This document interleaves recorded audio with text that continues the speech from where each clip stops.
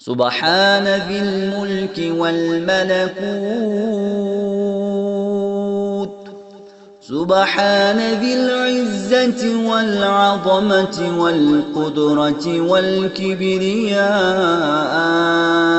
والجبروت سبحان الملك الحي الذي لا ينام ولا يموت